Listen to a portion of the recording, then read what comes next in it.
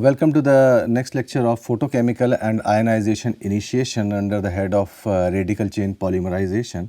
So, let us have a brief look about the topics which we covered previously. We had a discussion about the redox initiation. We discussed about the initiation process in the aqueous media as well as non-aqueous media. Then we discussed about the redox polymerization in detail, and we discussed about the mechanism of those redox polymerization process in due course of time. Now, in this particular lecture, we are going to cover the photochemical initiation with the help of a photosensitizer. Then we will discuss about the mechanism of photo initiation, because this photo initiation plays a very vital role in the polymerization process. We will discuss about the rate of photo polymerization. We will have a discussion about the absorbed light measurement and initiation of ionizing radiation. Let us have a look about the photochemical initiation. You see that electromagnetic radiation from UV to visible region, this can be used for the generating the free radicals. Some of the photosensitive compounds, when they contact with the light rays in this region, they get excited and they get decomposed to generate the free radicals. Now, here there are several photochemical initiators. They are enlisted like peroxide, azo compound, disulfide, ketones. These are the some of the photochemical initiators. Now, the radical generation, generally this can take place in two ways. One is that they either absorb the sufficient amount of energy attributed to the photons and followed by the decomposition to generate the free radicals. So, like you see that they absorb certain quantum of energy and then initiate the initiator, and then they produce the radicals for further polymerization process. Now, second step is that they may absorb the desired amount of energy, then the excited compound which absorbed the energy reacts with the second compound to generate the free radical. That is called the photosensitizers, and this particular topic we will discuss in later on. Now, this kind of a chemical substance that can either help to increase the rate of photo initiation or shift the wavelength at which the polymerization occurs. Now, photo initiation, this usually provides a variety of benefits. The polymerization can be guided spatially, that is limited to the very different limited to different regions, and turn on and off by switching off and on the light source. So, you can see that this can be guided with the help of this light source under the head of different regions. Now, the rate of initiation, it can be very fast and usually regulated by a combination of radical source, light intensity and temperature. Now, industrial photopolymerization usually use some of solvent free system that provide both economic and environmental advantages. So, the major drawback of photo initiated polymerization is poor penetration of luminous energy across a material thickness. Now, sometimes places where the penetration depth is limited, like in printing, paint, coating and other surface and interfacial application, this method is well suited. One of the approaches in this photochemical initiation is the photolithography, which is one of the best example used for the production of integrated and printed circuit. Some of the other example may include like holography, stereolithography for producing 3D structures, prototype and different parts in layer by layer fashion. It can be utilized in the medical application, including curing of dental repairs, bone cement, adhesive preparations, etc. Now, photopolymerization, this can be used with the heat sensitive substrate, because even at ambient temperature polymerization is quite simple. You can use or it can be used for the ultra fast drying of paint, varnish, and other sensitive and protective coating applications. So, this is having the very wide spectrum of uses. Now, let us have a brief discussion about the photosensitizers. Now, photosensitizers, they are the molecules that absorb light energy, that is photon, and act as a donor by transferring the absorbed energy to the acceptor molecule. The acceptor molecule usually then undergo the various reactions like isomerization, coupling, polymerization and other similar reactions. Now, for a compound to act as a photosensitizer, it should not only be a good absorber of light, but also should readily transfer it to another molecule. Now, this compound showing such mechanism usually is termed as a charge transfer complex. Now, the formation of the charge transfer, it can happen that charge transfer complex formation usually carried out either in a ground state or at an excited state, that is exciplexes, or in between ground state and excited states, that is excimers. Now, the difference between the excimers and exciplexes is that the formal possesses binding energy in the ground state, while exciplexes, they do not have any binding energy in ground state. So, the rate of absorption of light by any sensitizer that corresponds from the ground state, say S naught, to the excited state S1 is this one. This can be represented like this particular equation, ds naught upon dt minus ds1 upon dt. Now, the rate constant for diffusion control reaction, that is K diff, can be defined as the Debye equation, that is K is equal to 8 RT upon 300. And the absorbed rate constant of energy transfer, this can be defined as alpha K diffusion.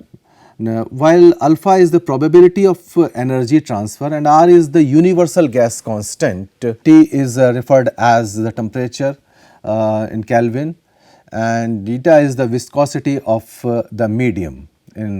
So, you can see there are various chemical structures attributed to the photosensitizers, like benzophenone, acetophenone and benzyl, pyrene, etc. So, these are the various chemical structures, those who are enlisted in this particular approach. Now, let us have a discussion about the mechanism of photoinitiation. Now, this initiation step involves the absorption of light energy by the monomer to get to generate excited state molecules like this M, this is H nu, this is the excited state, and this creates the radical species or generation of radical species.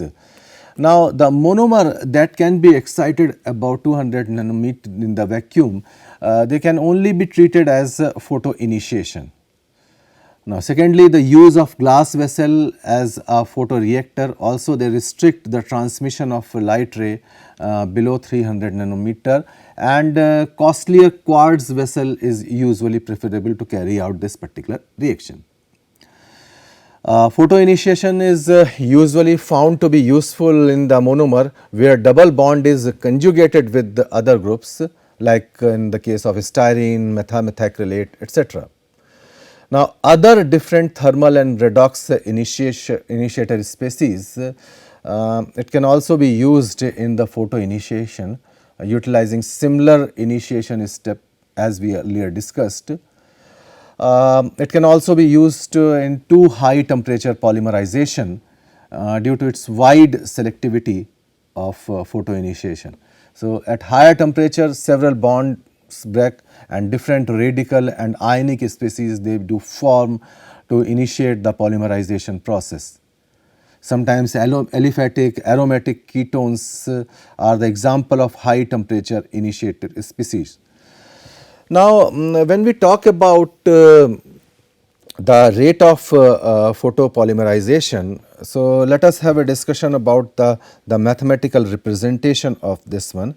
So, let us say that if I is the intensity of absorbed light, usually represented in terms of moles of light in quanta liter second, and phi is the number of propagating chains initiated per light photons absorbed, that is quantum yield. And initiation is considered under the following equation. Now let us see that this reaction, it generates the two radicals. Now the rate of initiation Ri. Now this factor 2 indicates that two radicals are produced during the initiation reaction per molecule. So if one radical is produced, then this factor can be omitted. So you can eliminate this factor. Now as compared to thermal and redox initiation, the term phi is similar to F, that is radical efficiency. So phi may be in the range of 0 to 1. So if we try to replace the phi, this can be replaced as phi is equal to F phi dash. Here this phi dash is the number of radicals produced per light photon absorbed, and F is quite obvious, that is the initiation efficiency. So similarly, one can write that rate of propagation can be expressed as Rp is equal to Kp, concentration of monomer phi. Now keeping in mind the factor that the photo initiation is depend upon the depth of cut it start keeping in mind the factor that the photo initiation is depend upon the depth of light as at a particular distance. Now if we use the Beer-Lambert law, because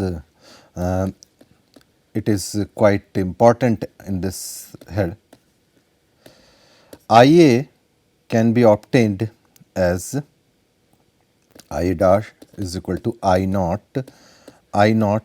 e to the power alpha a d, where IA dash is the intensity of light absorbed on a layer at a distance d into the reaction system, and A is molar concentration of light absorbing photo initiator, and alpha is the absorption efficiency of photo initiator A.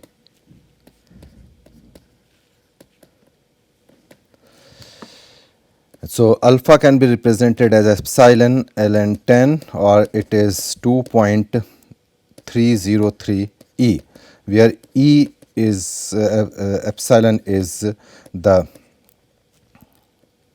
epsilon. This is epsilon. Epsilon is extinction coefficient, that is sometimes referred as molar absorptivity. Now, rate of change of IA with respect to D, this can be calculated at IA is equal to D or alpha A I naught e to the power minus alpha A D, that is mole per. This is the rate of change of IA with respect to D. Now, this is equal to IA 10 to the power 3 e to the power minus. This is mole per liter second. So, in case if we wish to write the rate of propagation, this can be represented as Rp is equal to Kp, concentration of monomer, then phi alpha I naught e to the power alpha A d upon Kt to the power half.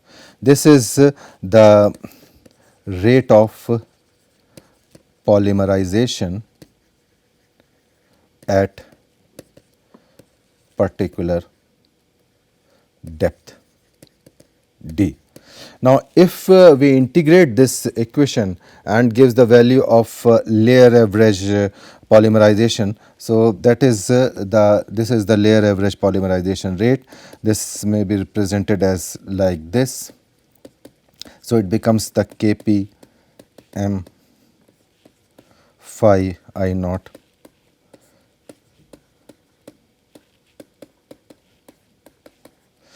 or 1 minus e to the power alpha d by 2. Now, as this 0 to d e to the power x is equal to e to the power c upon c, we are utilizing this mathematical approach.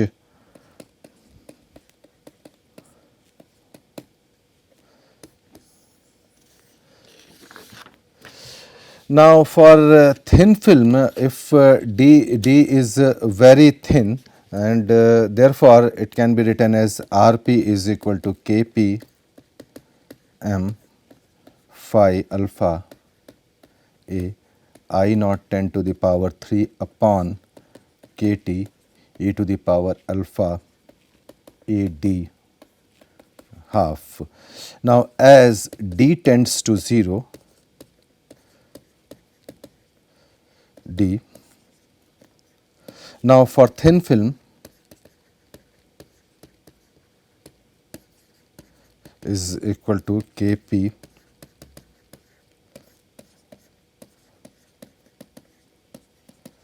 this is 10 to the power 3 Kt 1 by 2. Hence, we can conclude that for photo initiation, initiated polymerization, the dependence is Rp is proportional to m to the power 1.0 or is proportional to I naught to the power half or is proportional to a to the power half. If excite monomer is, then in that case this concentration of A is equal to concentration of M. In that case, this Rp is proportional to 1 plus half, or it is into the range of this one. So, this is the entire equation of rate of polymerization. So, if we try to write the final equation, which can be represented in this slides, that is R I is equal to 2 phi I A, and the relationship between the phi and F we have already discussed, and we have already discussed this thing for the thin film and other.